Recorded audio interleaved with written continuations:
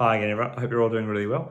Anyway, so I have been literally out in the wilderness for the best part of the last 2 weeks, and it was a really refreshing break from social media and technology, aside from the use of my camera for photos. Now that I've come back, there were two pieces of news that have dominated my feeds upon my initial inspection of social media, those being obviously the passing of Queen Elizabeth II, and the other, surprisingly, being Cristiano Ronaldo posing and posting a photo on social media of himself with Jordan Peterson. And as per the title of this video, it is the latter that I intend to focus on in this video. Anyway, as a football fan and a shareholder in Manchester United, I do have a great appreciation for Cristiano Ronaldo and the degree of dominance he has displayed over many years in the game. I'm also a big fan of Professor Jordan Peterson, whom I am excited to be going to see a little later in this year to speak. So the two of them coming together in a photo, to me at least, was a cool image, something that I enjoyed seeing and perhaps gave me a little more insight into the character of Ronaldo, if anything. Other than that, I really did not think much of the post when I first saw it. In fact, when I saw the post initially, I didn't even bother to read the caption Ronaldo wrote of "Nice to see you, my friend, #see you soon." Nor was I really aware of the reply that Jordan Peterson sent back of, "I've rarely met anyone who clearly deserved what they earned. Good to meet you." It's not surprising to see the exchange, as it is definitely for Peterson giving him some high level exposure, plus it is not out of character for him to offer praise to the achievements of others.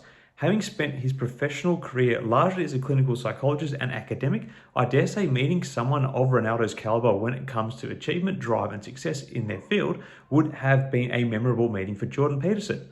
On that note, Jordan Peterson has often talked about the rare characteristics of those who manage to reach the highest levels of success in their fields in his talks and commentaries, and Ronaldo would definitely embody many of these rare qualities around drive, determination, and work ethic. Now, having not initially thought so much about the photo of those two which was posted as I may have just appeared, my social media feed has also been sparking up with journalistic content about the photo. Now, based on the few articles I've read on the issue so far, there is a common theme of trying to capture a seemingly small number of outraged Twitter comments towards one or both of Peterson and Ronaldo.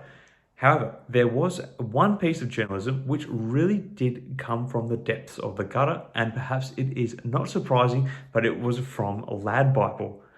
The journalist Daisy Phillipson, if she wishes to be identified as such, behind the article seems to have no perception of what impartial journalism is, though when saying this, she is probably hoping to pander to the woke crowd with what she writes.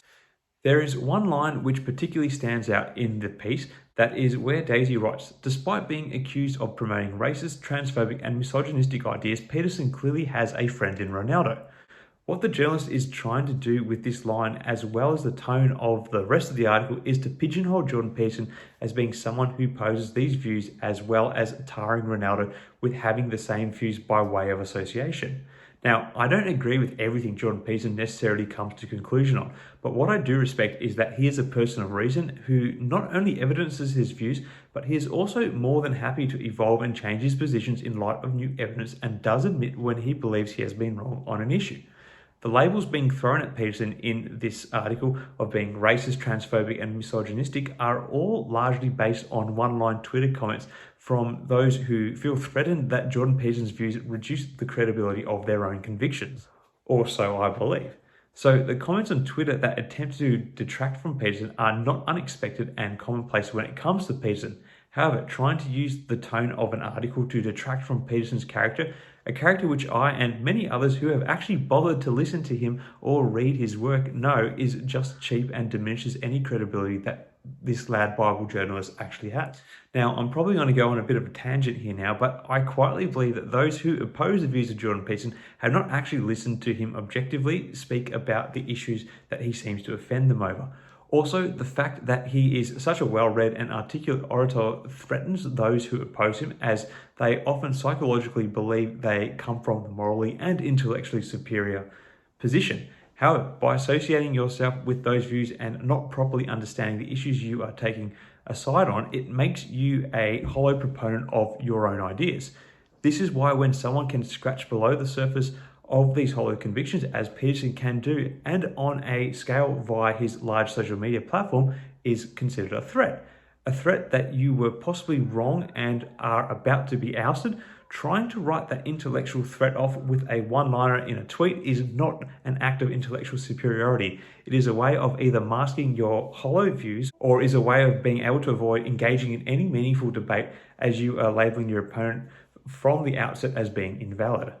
Jordan Peterson is a great thinker and is very accomplished in his fields. I really don't understand how anyone can consider to write off what he has to say as invalid. Even if he is wrong, I wish as a collective we could be better at being more balanced and informed with our views. I wish people would be more rational in their thinking and debate. We shouldn't let hollow one-liners rule out the validity of someone's opinion. Besides, if you are not prepared to have your own views and convictions scrutinized, it's a pretty hollow existence you will lead. Circling back to the photo, I think really Peterson stands to gain from it, whereas Ronaldo, who I dare say would be aware of this, is the one who is most likely to take some sort of flack from the sharing of the photo due to the tags Peterson's detractors like to so badly level at him. But you know what? I think if Ronaldo is willing to stand by the post and not be bullied into taking it down or apologizing for it, more power to him. And I actually will grow my respect towards him if he maintains that position. Anyway, I will leave it there for this video. I know it's not my normal area I cover with stocks and the markets, but anyone who has followed me for a while now would know that I do like to dabble in other areas with my videos, just like this one has been. Anyway, take care everyone. Thanks for watching. Cheers.